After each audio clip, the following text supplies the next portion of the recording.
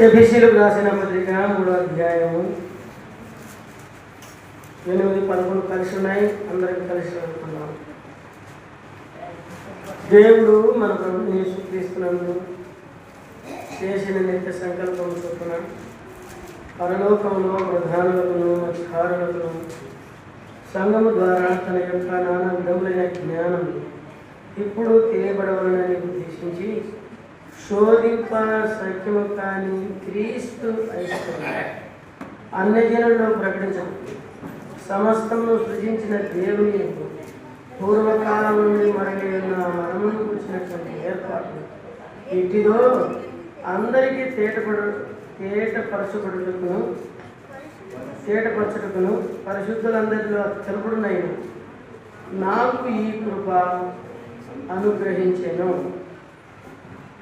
తర్వాత 2వ కొరింథీ పత్రిక 4వ అధ్యాయం.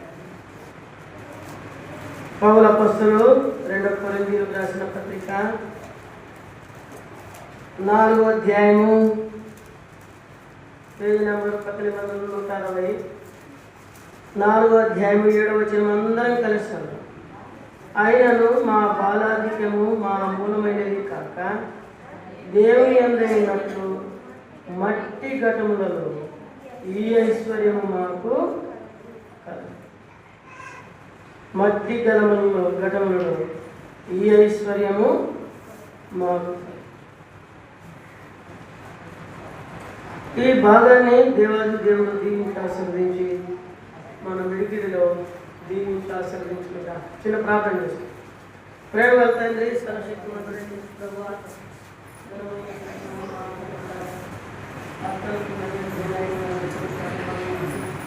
నీ ప్రజల కొరకు ఆశ్చర్యమైన సమస్యలను వార్చవచ్చు.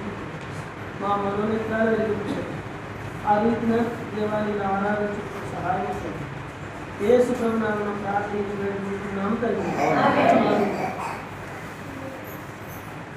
దేవుని వాక్యంలో ఎఫెసీయులకు రాసిన పత్రిక 3వ అధ్యాయం 11వ వచనంలో ఆ చిన్న భాగాన్ని మనం ధ్యానం చేస్తూ ఉన్నాం. ఏమిటా చిన్న భాగం అంటే శోధింప సత్యము కాని క్రీస్తు ఐశ్వర్యం. ఏ ఐశ్వర్యం అంట? క్రీస్తు ఐశ్వర్యం. ఆ భాగాన్ని మనం కొన్ని వారాలుగా ధ్యానించాం.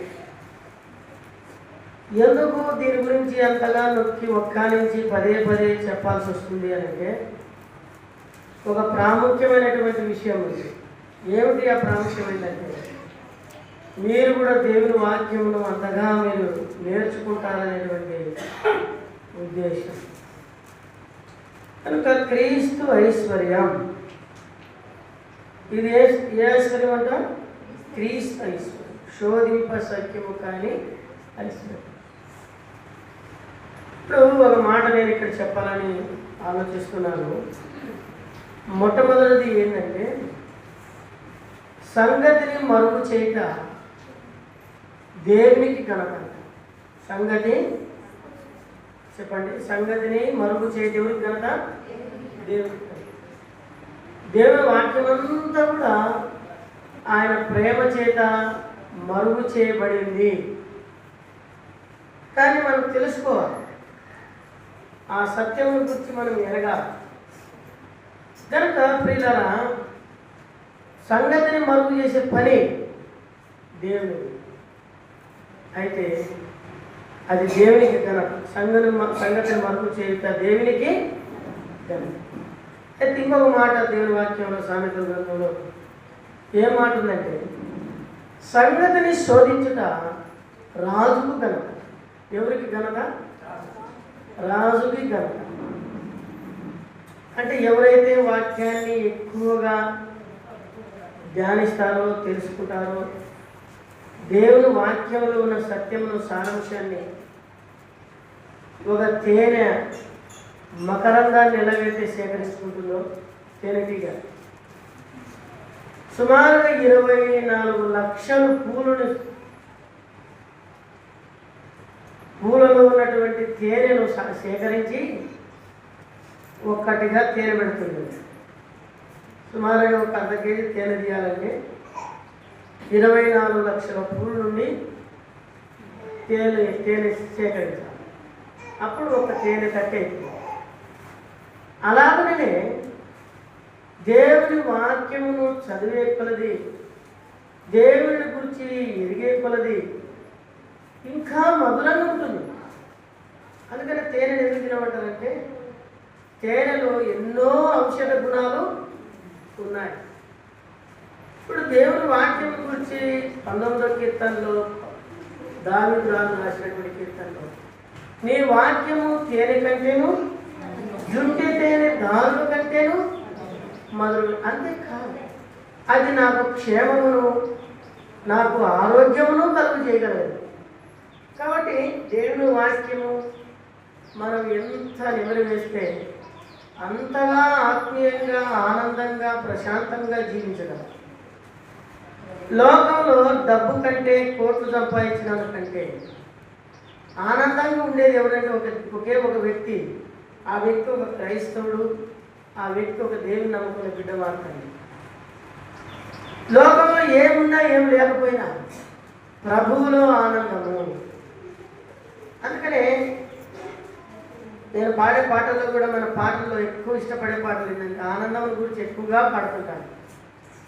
ఏం కారణం అంటే మనం బాగా పోయిన వారం కొత్త పాట, ఎందుకంటే చాలాసార్లు కొత్త పాటలు పాడతాయి మీకు రాదని అప్పుడప్పుడు ఒక పాట పాడతాను. యెహోవా యందానందమే మహాబలము నీకు, యెహోవా యందానందమే మహాబలము నీకు, ఈ దీనము సుదీనము ఆనందము జనమ, ఈ దీనము సుదీనము ఆనందము ప్రభుని జనమ, యెహోవా యందానందమే మహాబలము నీకు. కాబట్టి దేవునిలో మనకు ఆత్మీయంగా బలం ఉంది, దేవునిలో ఆనందం. అందుకనే మనం దేవుని వాక్యమును ఎక్కువగా ప్రేమించాలంటే ఎంతో కష్టం ఉండాలి. ఒక తేనెటీగ ఎంత ప్రయాణం చేస్తో తెలుసా? దాని మకరందం కొరకు రాత్రి పగలు కష్టపడుతుంది.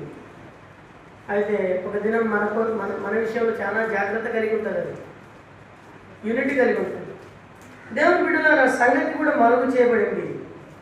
అయితే దేవుని బిడ్డలైనటువంటి మనం రాజులుగా కూరుస్తాడు. దేవుని వాక్యమును ఎంత శోధిస్తామో అంత రాజులుగా జీవించవచ్చట. దేవుని వాక్యాన్ని ఎంతగా శోధిస్తామో అంతగా రాజులుగా జీవించవచ్చు. కాబట్టి అందుకనే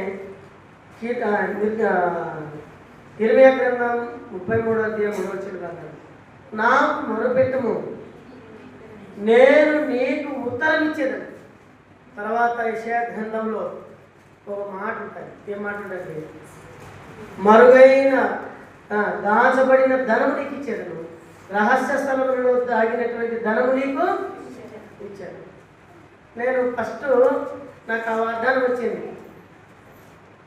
ఆ వాగ్దానం అంటే అర్థం నేను ఏమనుకున్నానంటే ఏమైనా లెంకెల బిందెలు దొరుకుతాయేమో, రహస్య ధనం అన్నాడు కదా అనుకున్నాను. పోయి ఒక సేవకుని చూపించినాను. అంటే నువ్వు దేవుని వాక్యాన్ని ఎక్కువగా వింటావు, దేవుని వాక్యాన్ని ఎక్కువగా ప్రేమిస్తావు అని చెప్పినాడు ఆయన. వారిని నేనేమో లెంకెల బిందెలు దొరికితే ధనవంతుడు కావాలనుకుంటే వాక్యం వింటావు, మరొకైనా దాచబడిన ధనం ఇస్తానన్నాడు. దాచబడిన ధనం అంటే ఏమి ఇద్దరు దాచిపెట్టిన కూడా లేదా అనుకునేది. అట్లా పోయినాను. అయితే ఇక్కడ దేవుని వాక్యంలో మనం చూసినప్పుడు చాలా సంగతులు మనం దాగి చోదింపశక్యము కానీ ఐశ్వర్యం దేవుని యొక్క ఉద్దేశం. నేను మళ్ళా ఏం చెప్తానంటే దేవుని యొక్క ఉద్దేశం భౌతికంగా మనం చదువుకొని ఒక ఉద్యోగాన్ని సంపాదించుకొని దేవుని బిడ్డలుగా, అంతకంటే ముందుగా మొట్టమొదటిగా చదువుకునే రక్షణ పొంది, పాప క్షమాపణ పొంది, రక్షణ గురించినటువంటి నిశ్చయిత కలిగి ఒక ఉద్యోగాన్ని సంపాదించి ఈ లోకంలో ధనవంతులుగా జీవించాలి. అర్థమైందా నీకే? ఈ లోకంలో ఏమి జీవించాలా? మనము దేవుని ఎరిగిన తర్వాత ఒక క్రమబద్ధమైనటువంటి జీవితాన్ని జీవించమంట. అందుకని దేవుని నమ్మిన కూడా ఎక్కడ వేసిన గొంగళి అక్కడే ఉంటుంది. ఎక్కడేసినావు నీ గొంగడి అంటే రోజు పూర్వ దినాల్లో రాత్రి కప్పుకున్న గొంగడిని ఏడేసేది కట్టి కట్టి తనకేసేది, అది ఆడే ఉంటుంది కదా. అట్లాంటిది అనమాట మన జీవితాలు. అలాంటివి కాకుండా భౌతికంగా లోకంలో సంపద పరంగా దీవించబడాలి. రెండవది రక్షణలో దీవించబడాలి, ఆత్మీయంగా దీవించబడాలి. మూడవది పరలోకంలో ప్రభుత్వం ఉన్న ఐశ్వర్యాలన్నీ మనమే అవి పొందుకోవాలి. అది దేవుని యొక్క ఉద్దేశం, దేవుని యొక్క ఉద్దేశం, సంకల్పం. కాబట్టి మూడంతలు దీవించబడాలి, అది ఐశ్వర్యం. మొట్టమొదటిగా దేవుడు మనల్ని భూమిని పుట్టించిన తర్వాత ఈ భూమి నాది అన్నాడు సంఖ్యాకాండంలో, లేవీకాండం 25:23. ఈ భూమి నాది. ఈ భూమిలో బంగారం ఉంది, ఎండుంది, ఏమా బంగారం ఉంది, ఎండుంది, ఏమి ఉన్నాయి చెప్పండి. బంగారం, తెల్ల బంగారం ఉంది, నల్ల బంగారం ఉంది, ఇంకేముంది ఎర్ర బంగారం ఉంది, పసుపు బంగారం ఉంది. పసిడి అంటే ఏంది? స్వచ్ఛమైన బంగారం. రాగి ఉంది, కారము ఎర్ర బంగారం ఉంది, పసుపు పచ్చ బంగారం ఉంది. అన్ని భూమి మీద మనం తినే ఆహారం నుండి సమస్తం కూడా దేవుడు సిద్ధపరిచి ఇచ్చినాడు. బొగ్గు టన్నుల టన్నులు ఉంది, అగ్ని పర్వతాలు ఉన్నాయి, మంచు పర్వతాలు ఉన్నాయి, వజ్రాల పర్వతాలు ఉన్నాయి. ఇప్పుడే జొన్నగిరిలో కూడా బంగారు గని ఉంది లోపల. ఎన్ని ఉన్నాయంటే అన్ని ఖనిజాలు దేవుడు మన కోసం ఏం చేసినాడు. అవి ఇవన్నీ మీరు అనుభవించండి అన్నాడు. ఇవన్నీ అనుభవించడానికే మూటలు కట్టుకుని రన్నాడికి కూర్చున్నాం. ఇవన్నీ అనుభవించడానికే మనం ఎంతో కష్టపడుతున్నాం కదా. దేవుడు ఇంతగా మనల్ని ఏం చేసినాడు, దీవించినాడు. అయితే దేవుడు కోరుకుంది ఏంటంటే ఇన్ని ఐశ్వర్యాలు ఇచ్చినాడు, అయితే రక్షణ ఐశ్వర్యం నీకు కావాలి. అంతేకాదు పరలోక సంబంధమైన ఐశ్వర్యవంతులు కూడా నువ్వు కావాలి. కాబట్టి మూడంతల ఐశ్వర్యవంతులు కావాలంటే దేవుని యొక్క ఉద్దేశం. అందుకనే ఆ మాట మనం చదివిన 2 కొరింథీ 4:7 చదవండి ఆ మాట. ఆయనను ఆ బాలాధిక్యము మా మూలమైనది కాక దేవుని యందైనట్లు మట్టి ఘటములను ఈ ఐశ్వర్యము మాకు. ఏ ఐశ్వర్యం అంట? మా బలం కాదు, మా శక్తి కాదు, మా ఘనత కాదు, ఏదో మా మూలమైనట్లు కాదు, మా వలన ఏది కాదన్నాడు. చాలాసార్లు మనం లేకుంటే ఏది జరగదనుకుంటున్నాం. కానీ దేవుడు అదంతా కళ్ళ మన యొక్క అది అబద్ధం. మనం లేకున్నా చేసుకోగలడు. మనం ఏమైనా ఉన్నా లేకున్నా ఆయన శక్తి అనేటువంటిది సంపూర్ణమైనటువంటిది, ఆయన మహిమ గలది కనుక ప్రభు గొప్ప కార్యములు చేయగలరు. ఇప్పుడు ఒక సంగతి ఇక్కడ మనం చూడవచ్చు. మట్టి ఘటములు. మనం ఏ ఘటములు చెప్పండి? మట్టి కుండ. చూడండి, అది ఉపయోగపడాలంటే కొనాలి. దాన్ని ఏం చేయాలా? కొనాలి. ఎన్నో కుండలు ఉంటాయి కుమ్మరవాళ్ళ దగ్గర. అవన్నీ ఉపయోగపడేటివేనా అంటే కాదు. చాలాసార్లు ఉపయోగపడడానికి రకరకాలమైన కుండలు తయారు చేస్తాడు. అయితే ఇది కుండ ఏం చూపిస్తుందంటే మానవ జీవితాన్ని చూపిస్తుంది. కుండ దాంట్లో రకరకాలమైన కుండలు చెప్పినాడు కదా. ఇప్పుడే కొన్ని ఓడిపోయిన కుండ. కీర్తనకారుడైన దావీదు అన్నాడు 30వ కీర్తనలో, నేను ఓడిపోయిన కుండ వంటి వాడనైతే అన్నాడు. ఓడిపోయిన కుండ అంటే ఓడిపోయిన కుండ అంటే అర్థమేమి? నేను ఓడిపోయిన కుండలో అంటే కుండ యాడో చిన్న బొక్క పడింది, ఎక్కడో రంధ్రం పడింది, నీళ్లు పోసినావు. కుండ ఎంత పెద్దదైనా లేదా ఎంత అందంగా 20 లీటర్లు నీళ్లు పట్టేదైనా ఒక పెద్ద గచ్చు అయినా కూడా చిన్న రంధ్రం ఉంటుందా? ఏమవుతుంది? పొద్దుపడిచేసరికి 20 లీటర్ల నీళ్ళు కారుతుంది. ఒక్కొక్క డ్రాప్స్ పడితే తెల్లారేసరికి 20 లీటర్ల నీళ్ళు బయట. అంటే అర్థమైందంటే ఓడిపోయిన కుండ, ఓడిపోయిన జీవితం, ఓడిపోయిన బ్రతుకులు, ఓడిపోయినటువంటి స్వభావం దేవునికి అవసరమైనటువంటివి కాదు, దేవునికి యోగ్యమైనటువంటివి కాదు. ఇలాంటి లోకంలో లోక జీవితంలో మనం చూసినప్పుడు దేనికి ఎన్నిక లేని వారు, ఏ మనుషుడు కూడా మనల్ని చూసి ప్రేమించి మన దగ్గరికి రావడానికి కూడా ఇష్టపడిన వాళ్ళు కాదు. మన స్వభావాన్ని ఇతరులకు చూపించిన వారు, మన అవసరాల కొరకు, మన అక్కర్ల కొరకు ఇతరుల ఎడల ఎంతో అసూయకరంగా జీవించినటువంటి జీవితం కలిగిన వారు, ఓడిపోయినటువంటి కుండలు వంటి వారు. అందుకని దావీదు తాను పోల్చుకున్నాడు, నా బ్రతుకు, నా జీవితం ఓడిపోయే కుండనే. ఇది మొదటిది మనం చూస్తే దేవుని వాక్యంలో ఈ కుండల గురించి ఒక మాట చూడండి. యెహెజ్కేలు గ్రంథం ఈ కుండ ఏం మాట్లాడుతుందో చూడండి. 24వ అధ్యాయము 6వ వచనం. మీకు చాలాసార్లు 3 సార్లు ఇప్పుడు చెప్పబట్ట లేఖనంలో మరలా చెప్తాం, మరలా చూసుకున్నాం. సందర్భం వచ్చింది కాబట్టి అక్కడికి వెళ్తాము. యెహెజ్కేలు గ్రంథం 24వ అధ్యాయం 24వ అధ్యాయము 6వ వచనం. ఎవరైనా చదవగలిగిన వాళ్ళు బిగ్గరగా స్పష్టంగా చదవండి. దేవుని వాక్యం నుండి యెహెజ్కేలు గ్రంథం 24వ అధ్యాయము 6వ వచనం. ఎవరు దొరకలేదా?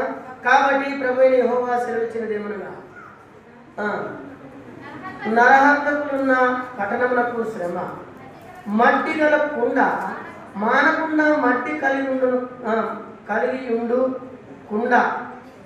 చూడండి, ఇక్కడ రాయబడింది మాట ఏంటంటే కొన్ని కుండలంట మట్టి గల కుండలంట. ఇక్కడ చూసినప్పుడు దేవుడు ఏం మాట్లాడుతున్నాడంటే, పాపం చేత తప్పిపోయిన జీవితాలు జీవించే వాళ్ళ గురించి ప్రభు మాట్లాడుతూ ఏం మాట్లాడాడంటే, మీరు మట్టి గల కుండ.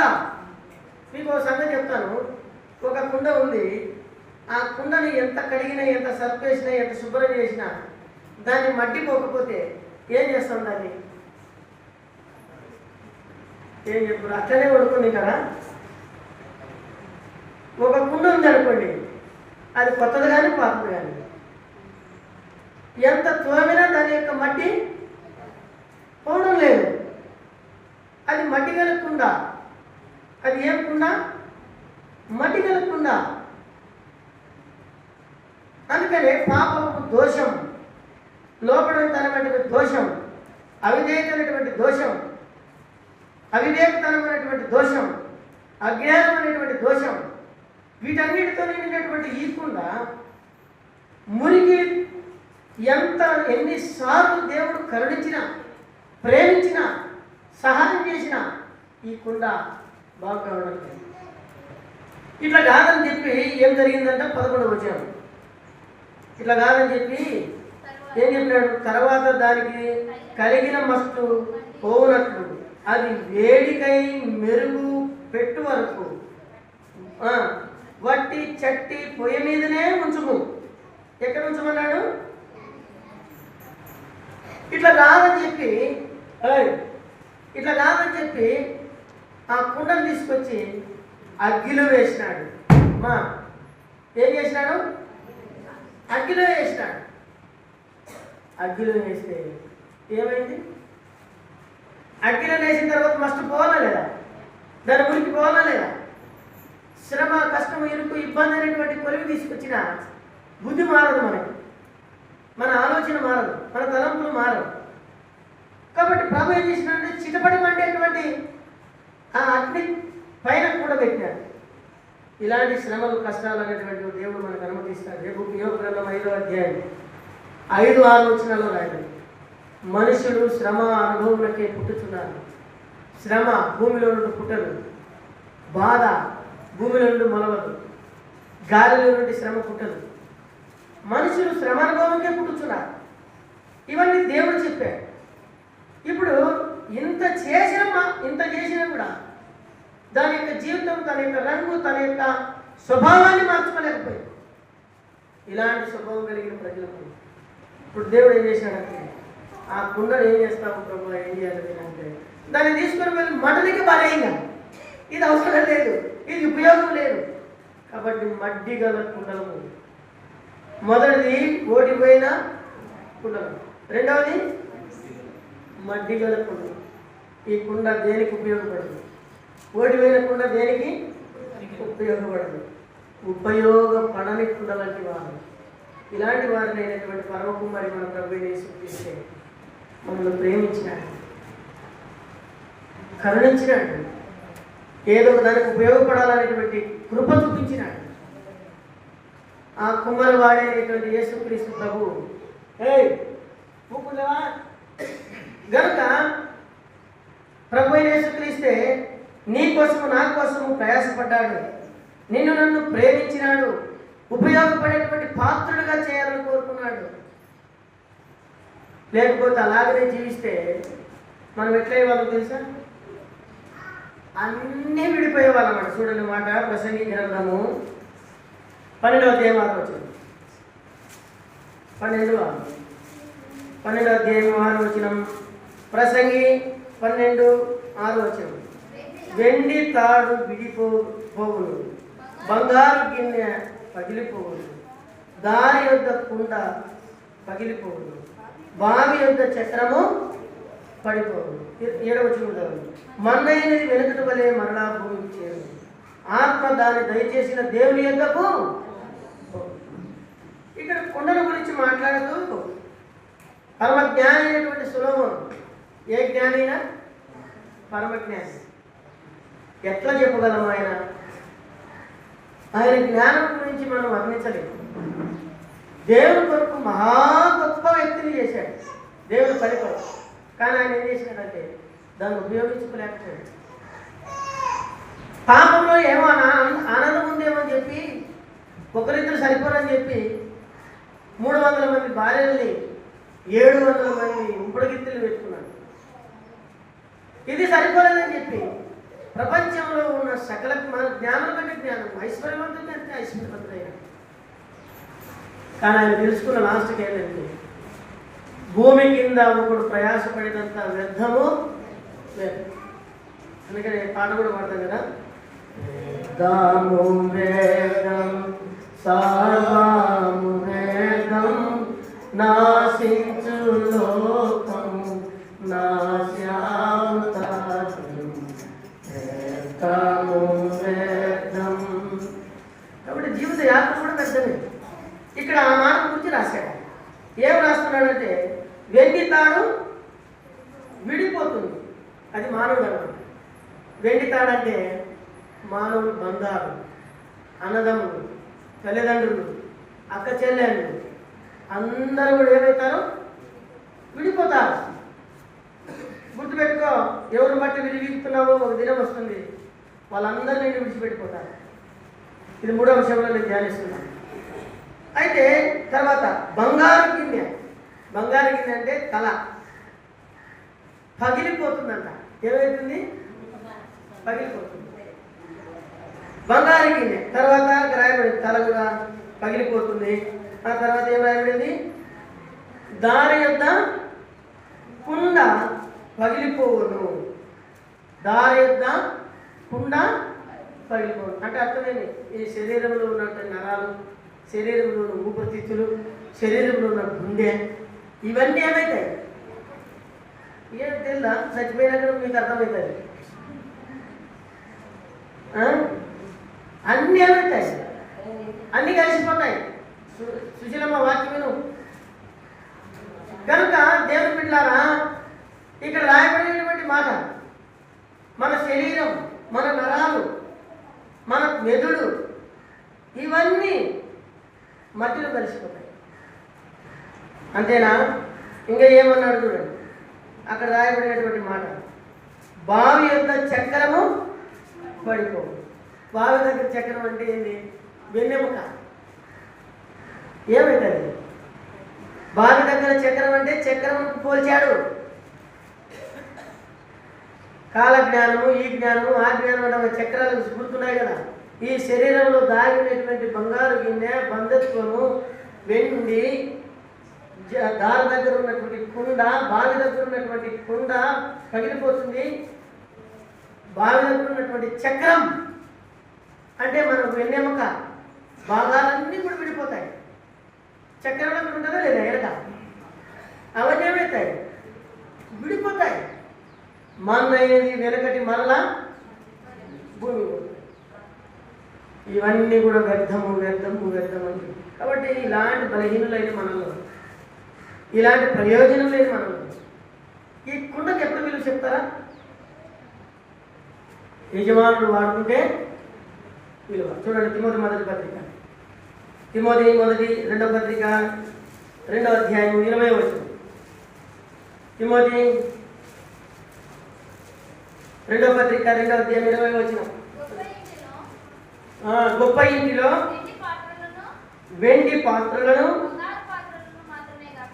చూడండి, గొప్ప ఇంటిలో వెండి పాత్రలను బంగారు పాత్రలనే గాక మట్టివియు కర్రవియు కూడా ఉన్నను, వాటిలో కొన్ని ఘనతను కొన్ని ఘనహీనతను ఉపయోగపడను. తర్వాత ఒక మాట రాయబడింది 21వ వచనం కింద భాగంలో, ఘనతకు ఘనత నిమిత్తమైన పాత్ర ఉండును. ఇక్కడ చాలా విలువైన మాటలు రాయబడ్డాయి. గొప్ప ఇంటిలో ఒక దినం దేవుడికి మనం ఉపయోగపడాలని కొంతమందిని బంగారం అక్కడ తయారు చేస్తాడంట. చూడారా, పాత్రలు చేసేటప్పుడు కొన్ని ఇళ్ళలోనే కొన్ని ఉంటాయి.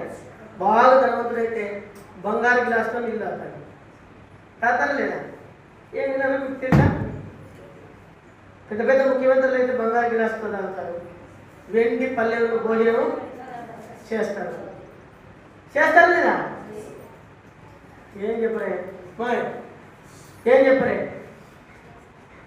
కాబట్టి దేవుడు ఏమంటాడంటే కొంతమందిని బంగారం వల్ల తయారు చేస్తాడు, కొంతమంది కర్రల వాళ్ళు ఉంటారు, కర్ర పాత్రలు కూడా ఉంటాయి, మట్టి పాత్రలు, కుండ పాత్రలు, కొన్ని దానికి ఉపయోగిస్తారు. కుండ పొయ్యి పెట్టి ఉండేదానికి, బంగారం పొయ్యి పెట్టి ఉండేదానికి కాదు, యజమానుడు తాగడానికి తినడానికి. వెండి కనపడటానికి, కర్రవి శ్రేష్టమైన పదార్థాన్ని ఉంచేదానికి, మట్టివి అంటే ఒక్కొక్క పదార్థాన్ని పెట్టడానికి. దేవుడు ఇవన్నీ ఎందుకు తయారు చేశాడంటే వాటిలో ఐశ్వర్యం పోయాలని. అందుకనే మనం 2వ కొరింథీ పత్రిక 3వ భాగంలో చూసేటప్పుడు ఏం మాట్లాడుతున్నాడు దేవుడు అంటే, మా బాలాధిక్యము మా వలన అయినది కాదు. ఎవరి వల్ల అయింది మరి? ఇది దేవుడి వల్ల అయినది. మట్టి గడ్డములలో ఈ ఐశ్వర్యము మాకు దేవుడు ఐశ్వర్యం పోసాడు. ఏమిటి ఐశ్వర్యం? ఈ కుండకి ఎందుకు ఘనత వచ్చిందంటే, ఈ మట్టికి ఎందుకు ఘనత వచ్చింది? నేను మా స్వప్నంగా తర్వాత 2 రోజులు లేదు. అయితే ఎందుకు ఘనత వచ్చింది అని అంటే, లేవికాండం 16వ అధ్యాయంలో 2 కుండలు తీసుకోమన్నాడు. అక్కడ 2 మేక కోతులు తీసుకోమన్నాడు. ఒకటి ఏం చేయమన్నాడంటే, దేవునికి బలర్పించి దాని రక్తాన్ని పిండి కుండలో పోసి పారే నీళ్ళల్లో పెట్టుకున్నాడు. తర్వాత ఇంకొక మేకపోతుని అతను చేయి పెట్టి, ప్రభువా పాపమును బట్టి, మేకపోతు దేనికి సంగీతం అంటే మీకు ఈ మేకపోతు గురించి ఎన్నో సంగతులు చెప్పచ్చు. మేకపోతు ఏంటంటే లోబడదు, అన్నిటికంటే ముందు నేనే ఉండాలంటారు. అంతేకాదు మామూలు కింద గడ్డి తినలేదు, ఏడంటే తింటుంది, పైన కాళ్ళు ఎత్తి తింటుంది. దాని స్వభావం జుట్లు తింటుంది అది. అందుకనే అలాంటి స్వభావం గల మనిషిని పాపం చేయట్లో మేకపోతున్నటువంటి గాంభీర్యము మనుషులకు ఉంటుందట.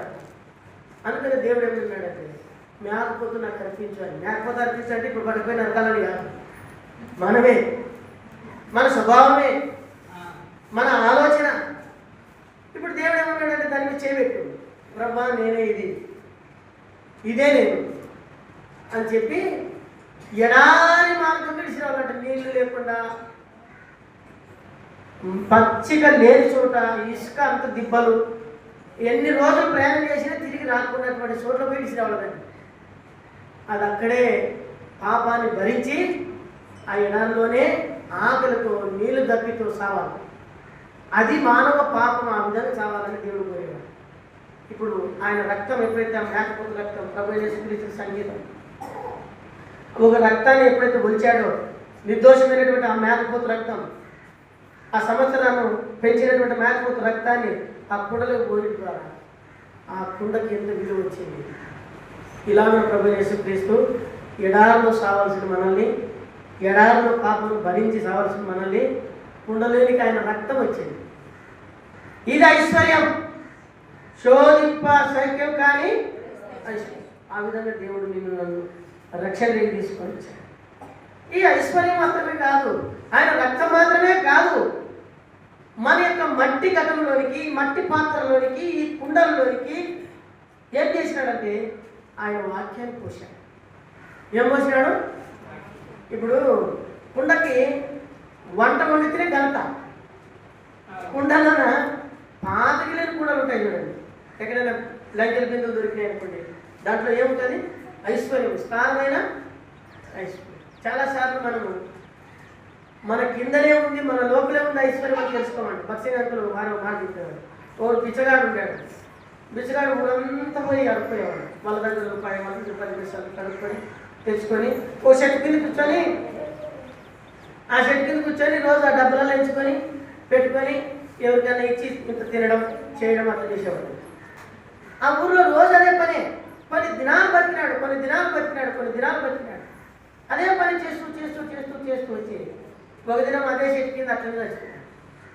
ఇప్పుడు ఊరల్లో మనుషులు ఏం చేశారంటే, వీడు పాపం జీవించినంతకాలం దరిద్రుడిగా జీవించినాడు, ఈ షెట్ కిందే జీవించినాడు, ఈ షెట్ కిందకే తెచ్చుకొని తిన్నాడు, కాబట్టి ఈ వ్యక్తిని అక్కడిక్కడే పారిపెట్టాలి, ఈ షెట్ కిందే పారిపెడదామని చెప్పి ఊర్లో పెద్దలందరూ కలిసి మాట్లాడి అక్కడ తవ్వితే ఎంత ఐశ్వర్యమో, కుండల మీద కుండలు వస్తున్నాయంట. వీళ్ళేమో పారిపెడతాడు. అప్పుడు అన్నారు అటు మందాలు, వీడు బ్రతికినంత కాలం దరిద్రుడిగా బతికినాడు, కానీ మనలోనే ఉంది ఐశ్వర్యం అనే సంగతి, అది ప్రభువైన యేసుక్రీస్తు. మన జీవితంలోనికి ఆయన ఉన్నాడనే సంగతి సత్యం తెలియనంత వరకు ఉండేవారమే, అంతవరకు ఒట్టికుండాలనే, అంతవరకు కాలచక్రంలో పడిపోవలసినటువంటి వారమే, విడిపోవలసినటువంటి వారమే. అయితే ఆయన ఐశ్వర్యం, ప్రభువైన యేసుక్రీస్తు అనేటువంటి రక్తము, ప్రభువైన యేసుక్రీస్తు అనేటువంటి మహిమైశ్వర్యం మనలోనికి పోయబడింది. ఇప్పుడు మనం ఐశ్వర్యవంతులైంది. ఈ ఐశ్వర్యము నిన్ను నన్ను ధనవంతులుగా చేసింది, ఆత్మీయంగా జీవింపజేసింది. కాబట్టి ఐశ్వర్యవంతులుగా ప్రభువైన దేవుడు మనల్ని చేశాడు, వాక్యంతో నింపాడు. అందుకని 119 కీర్తన ఒక 2 మాటలు చెప్పి ముగిస్తాను. ఇంకా 119 కీర్తన 11వ వచనం, 119 కీర్తన 11వ వచనం, త్వరగా చదవండి. 119 కీర్తన 11వ వచనం.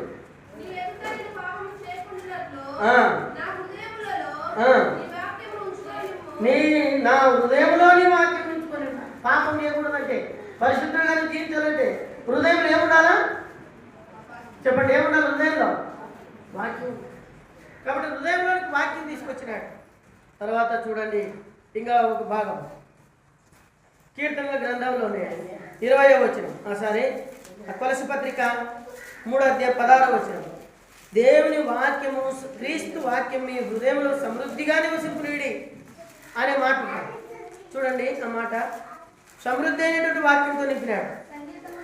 సంగీతములతోనూ కీర్తనలతోనూ ఆత్మ సంబంధమైన పద్యములతోనూ ఒకరికొకరు బోధించు, బుద్ధి చెప్పుచు కృపాసహితముగా మీ హృదయంలో జ్ఞానము గానం చేయొచ్చు, సమస్త విధములైన జ్ఞానముతో క్రీస్తు వాక్యమును. క్రీస్తు వాక్యము ఎక్కడ ఉండాలంట? హృదయంలో సమృద్ధిగా నింపాడు. కనుక అంత గొప్ప ప్రభు మన దేవుడు, ఎంత గొప్ప ప్రభువో చూడండి. అంతేకాదు దేవుని వాక్యంలో యోహాను సువార్త 14:23 వచనంలో దేవుని ఆత్మ నింపాడు. అందుకనే నేను నా తండ్రి నా మాట విని వాళ్ళ దగ్గరికి వచ్చి వారితో నివాసం చేసేదాన్ని. దేవుని ఆత్మతో నింపినాడు, దేవుని వాక్యంతో నింపినాడు, దేవుని కృపావరములతో నింపినాడు. కాబట్టి ఇప్పుడు మనం ఐశ్వర్యవంతులం. లేకపోతే ఒకప్పుడు మనము కేవలము కాల్చబడ్డానికి, కేవలము మనం చనిపోతే విడిపోవచ్చు. ఇప్పుడు శరీరం చనిపోయినా కానీ ప్రభు వచ్చినప్పుడు ప్రతిదీ కూడా కలుసుకుంటుంది. ఈ శరీరానికి మళ్ళా శరీరంతోనే ప్రభు దగ్గరికి వెళ్తాం. అప్పుడు తీర్పు ఉంది. గనుక దేవుడు నిన్ను నన్ను ఐశ్వర్యవంతులు. మూలాంశం చూద్దాం. మరలా రండి, ఎఫెసీ పత్రిక 3వ అధ్యాయం 11వ వచనం. అందరం కలిసి ఆ భాగాన్ని చదువుతున్నాం. నేను చదువుతాను, అటు పలకండి కలిసి, అందరం కలిసి ఆ భాగం చదువుతాం. శోధింప సైక్యము కానీ